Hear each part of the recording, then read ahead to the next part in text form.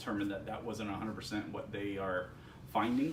Gotcha. But at the same point, with fascial manipulation, you are affecting tissue from a slow perspective, and you are getting, decrease in or an increase in viscosity. You're usually it's just getting bound together and tightening up.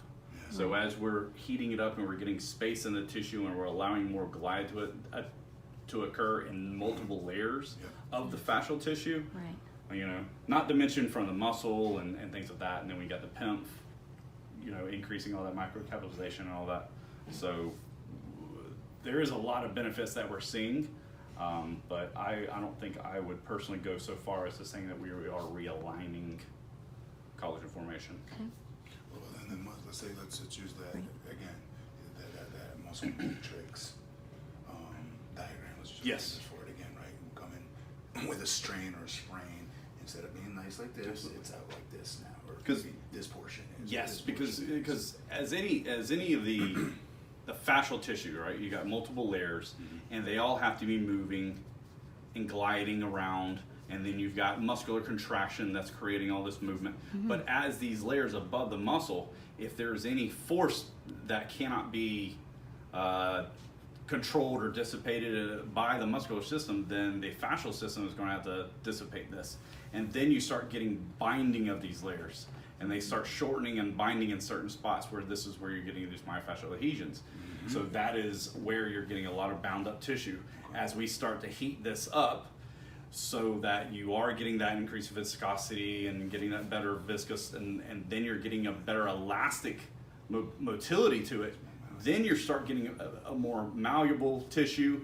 Then as we go and put any kind of additional pressure, using the interpolar head, using any other tool, then we're actually starting to get levels of inflammation. And as you are putting in that pressure from a sharper, a less surface area tension, then you're actually getting some of that fascia to start to deform a little bit.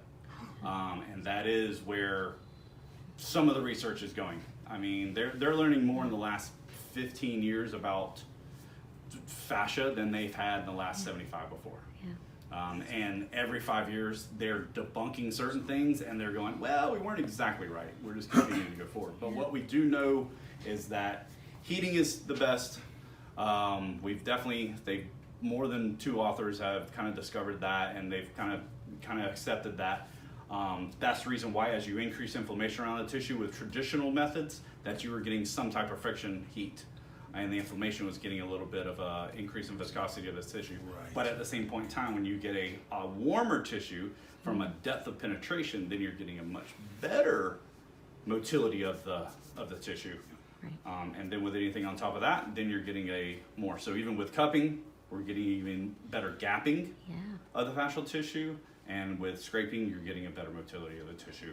And with the increase in heat, you're getting a lot, you're getting that nociception.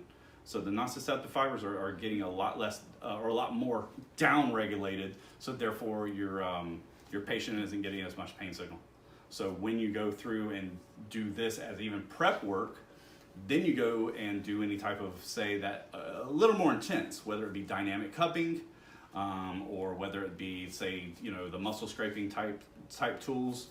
You're getting a much less pain response from the patient, and you're still getting the effectiveness. So, and that's just because of the heat and everything, because it's decreasing that nociceptive input. Amazing. Cool. Great.